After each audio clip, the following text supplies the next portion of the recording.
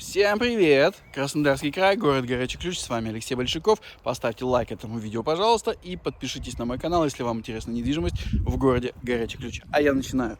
Вот такой дом, 13,5 миллионов, 130 квадратов, 15 квадратов террасы, итого общая 145 земли, почти 12 соток.